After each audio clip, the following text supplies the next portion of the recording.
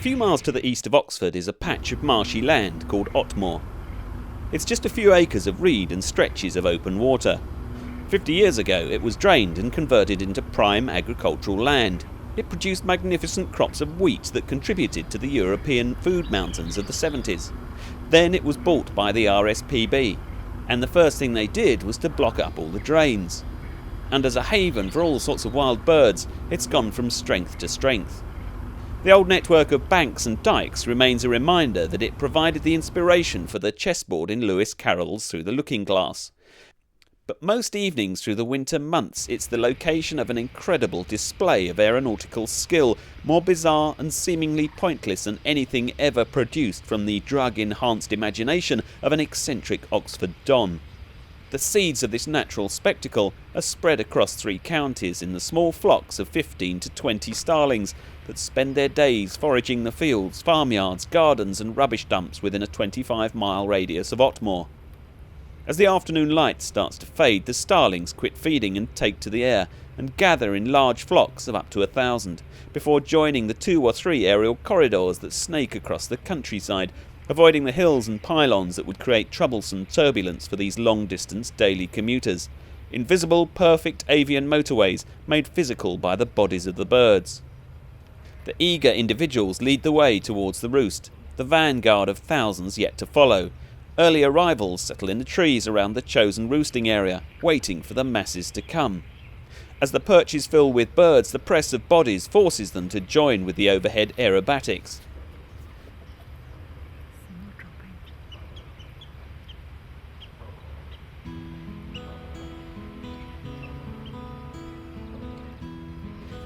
They start out flying in the groups they've been feeding with all day, and slowly merge into bigger and ever denser flocks. I've spent hours watching and never seen a collision. How can that be possible?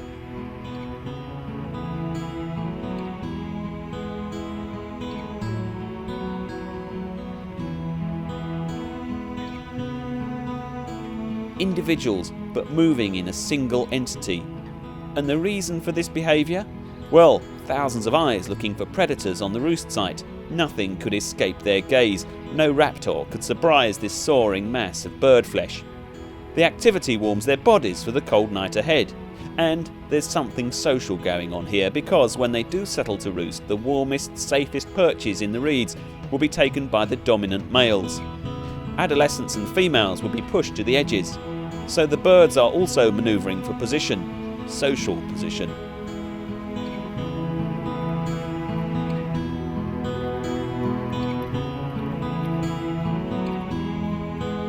And then, when the moment is right, they behave in a way that should be impossible.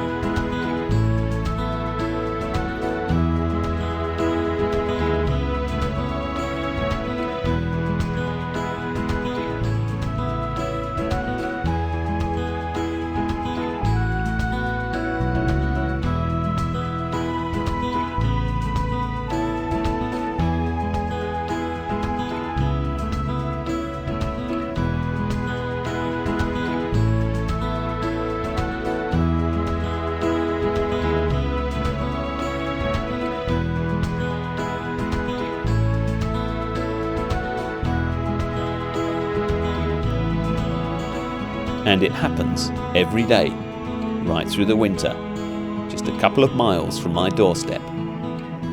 How good is that?